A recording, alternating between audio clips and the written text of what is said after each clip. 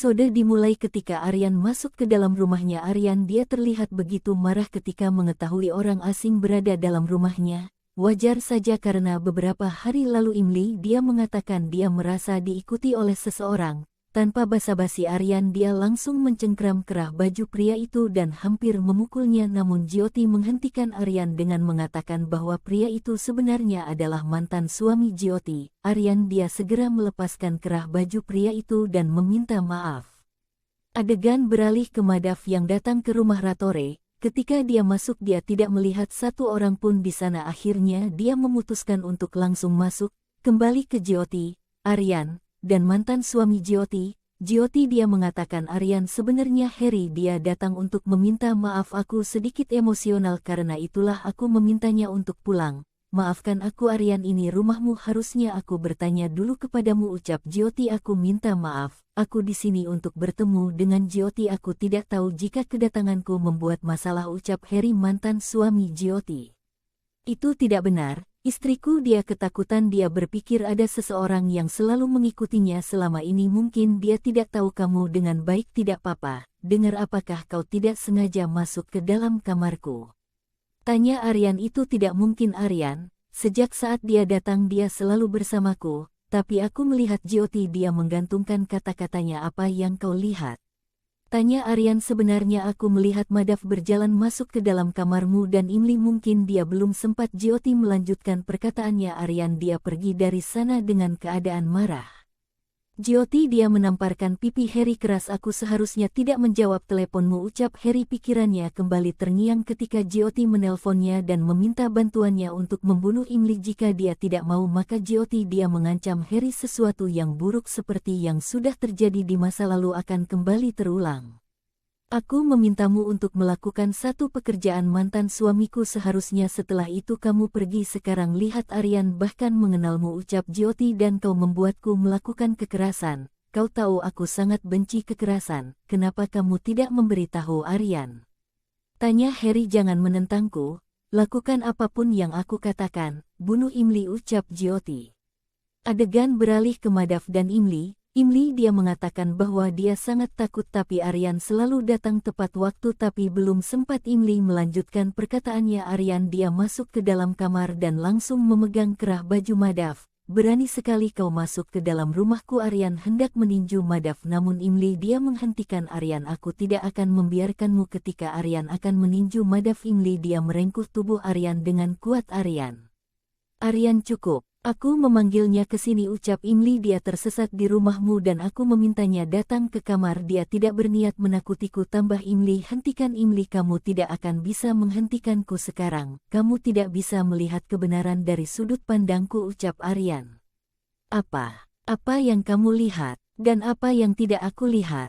Kamu terus menghina temanku, ucap Imli. Dia bukan temanmu, dia bawahanmu, tukas Aryan. Adegan kembali beralih ke Jyoti dan Harry. Dia mengatakan, lihat Jyoti, aku tahu kau sangat mencintai Aryan dan dia adalah cinta sejatimu, tapi membunuh seseorang itu tidak benar. Apa yang kamu lakukan? Tanya Harry. Diam. Sekarang dengarkan aku baik-baik.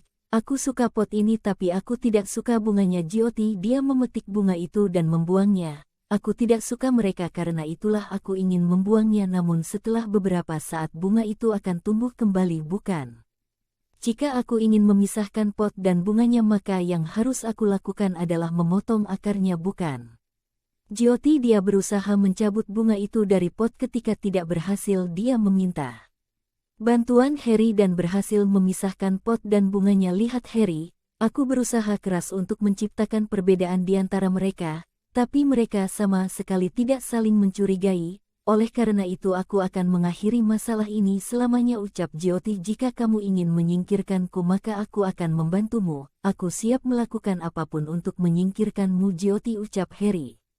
Adegan beralih ke Aryan, Imli dan Madhav. Imli dan Aryan bertengkar karena Madhav dan pria itu. Madhav meminta Imli menghentikan pertengkarannya. Dia juga mengatakan bahwa dia tidak bersalah. Beraninya kau brengsek, tukas Aryan. Dia kembali hendak memukul Madhav namun Imli berhasil kembali menghentikannya. Beraninya kau berbicara di depanku dan Imli, ucap Aryan. Madaf, pergilah dari sini, pinta Imli sebari memegangi tubuh Aryan kuat. Madaf, pergilah, aku tidak memanggilmu ke sini untuk dihina, ucap Imli. Tidak Imli, kamu tidak pantas meminta maaf kepadanya, apapun yang terjadi apa kau mengerti?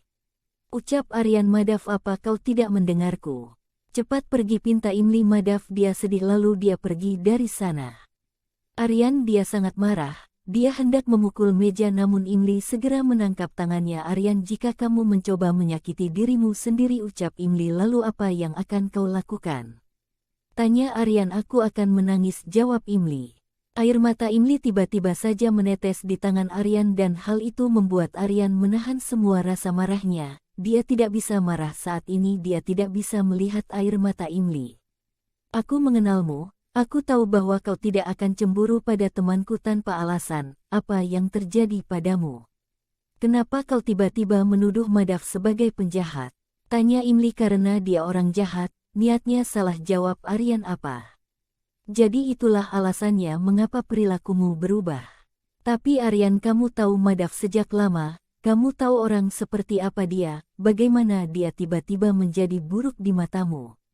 Pasti ada alasannya. Apa yang terjadi? Katakan padaku, Aryan, pinta Imli. Dengar, sebelumnya aku berpikir sama sepertimu tapi sekarang belum sempat. Aryan melanjutkan perkataannya. Mereka berdua mendengar suara Mirci yang memanggil Imli dengan sebutan mama. Mirci adalah burung kecil berwarna hijau.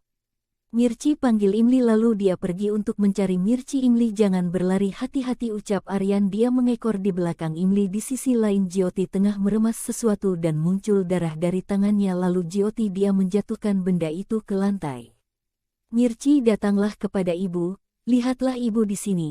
Ibu memanggilmu Mirci. Kamu bahkan belum sarapan Mirci, bahkan ayahmu juga memanggilmu. Ayo datanglah, aku akan menyapamu setiap saat, ucap Imli. Mirci tangis. Imli kembali pecah. Dia akan kembali. Tenanglah, ucap Aryan. Aryan, aku merasa ada yang mengikutiku tapi aku tidak peduli.